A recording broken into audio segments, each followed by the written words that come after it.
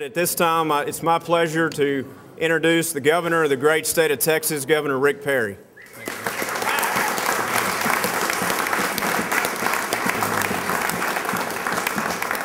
Brandon, thank you very much. Thank you for your leadership. Thank you for your initiative to introduce a piece of legislation that I believe is going to be a wake-up call, not just for Texas, but for this entire nation. Here in Texas, here in this capital, we typically spend a lot of time talking about the Texas Constitution, but it's definitely time for us to talk about the United States Constitution.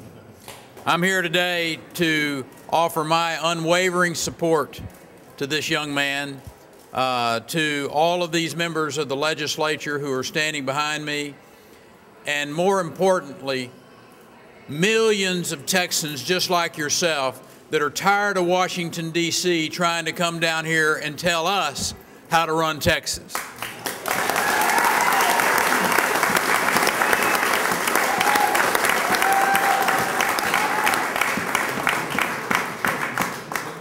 I happen to think this is a pretty bold step.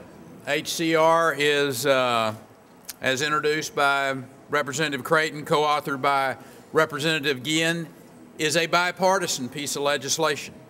It concerns all Texans. It concerns all Americans. 10th Amendment was enacted by folks who remembered what it was like to have a very oppressive government, to be under the thumb of tyrants and an all-powerful government. Unfortunately, the protections it guarantees have melted away over the course of the years. You're probably familiar with that old adage about how to boil a frog. You know, you just get him to sit there in that pot and you turn up the heat a little bit by a little bit, and before you know it, the frog doesn't realize it, but he's done. And since the United States Constitution was ratified, the federal government's been slowly kind of turning up the heat on the states, if you will, and they've eroded the notion of states' rights. The Founding Fathers understood that a one-size approach doesn't work with the states when it comes to governing, especially a country the size of the United States. And I'll promise you it doesn't work for Texas. Our economic strength compared to the federal budget mess and other problems that they've got up there is a great example that Texans know best how to govern Texas. We're proof that good things happen when government lowers taxes, it lowers regulations, it reduces spending, it encourages private sector growth. You know, when Washington interferes with our proven approach, experience tells us what the outcome's going to be, and it's not going to be pretty. Like the Constitution and the other 26 amendments, the 10th Amendment has been the subject of extended debate. Been a lot of people, Robert, even smarter than you, legal scholars and experts who have discussed this, but when it comes down on the side that favors states' rights over unrestrained federal power, that's the message. That's the right place to be.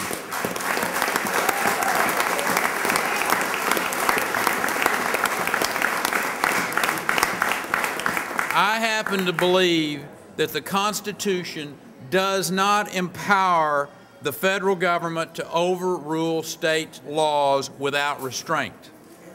I agree with Texas' 7th governor, and I happen to think its greatest governor, Sam Houston, who once said, "Texas has yet to learn submission to any oppression, come from what source it may." We didn't like oppression then, we don't like oppression now. I believe the federal government has become oppressive. I believe it's become oppressive in its size, its intrusion in the lives of its citizens, and its interference with the affairs of our state. Texans need to ask themselves a question. Do they side with those in Washington who are pursuing this unprecedented expansion of power? Or do they believe in individual rights and responsibilities laid down in our foundational documents? Where are you going to stand? With an ever-growing Washington bureaucracy? Or are you going to stand with the people of this state who understand the importance of states' rights? Texans need to stand up. They need to be heard, because the state affairs that we find ourselves in cannot continue indefinitely. Returning to the letter and the spirit of the U.S. Constitution and its essential 10th Amendment will free our state and ultimately strengthen our union. Regardless of your party affiliation, that is a goal that we all can embrace, and I want to ask all of you over the course of the next week, as you go to tea parties, to stand tall for Texas. Thank you all for being out and coming and showing your support for the 10th Amendment. I'd be happy to answer any of your questions at this point in time. Does that mean you're going to refuse the stimulus program and package money that the federal government is offering the state of Texas? There will be some of the dollars that the federal government is trying to force upon the state of Texas that we will say thanks but no thanks to. Unemployment insurance is one of those. Strings attached to those dollars, which I might add were our dollars to begin with, to make Texas change the way that it does its business. I will refuse those. Dollars that flow back to this state, dollars that we had sent there to begin with, that come back without strings attached, dollars that we could use to grow our infrastructure, to create jobs, we will take, and we will show the rest of the country how to do it right. Governor, has Senator Hutchinson been an active participant in the expansion of federal powers? I would suggest that there are a number of folks in Washington, D.C. that have seen the federal powers be expanded, she being one of them. In what ways, what things that she's... I'll get you the long and distinguished list of those shortly. Who should control the Texas National Guard? The Texas National Guard is a bifurcated group, if you will. We have a national oversight, and we also have a state oversight.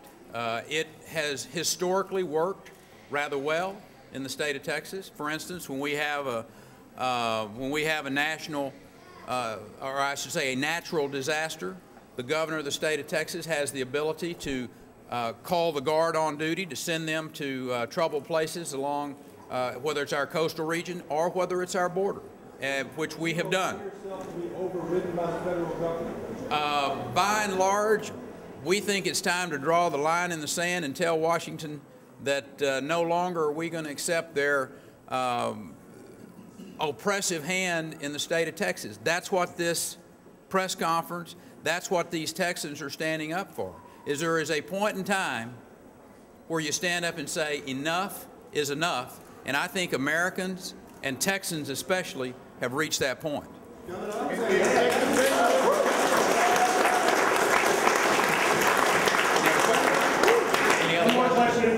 Governor, so what are your concerns about the local office transportation bill that passed this week yesterday, and do you intend to veto? Well, I think the question of, let me answer the second part of that. Do I intend to veto a bill that hadn't even made its way to the House of Representatives yet is a way premature question. I don't make judgments on bills until they are on their way to my desk and can't be changed anymore. So the idea that I've made up my mind about a piece of legislation, be that one or any other, is way premature. I do have a pretty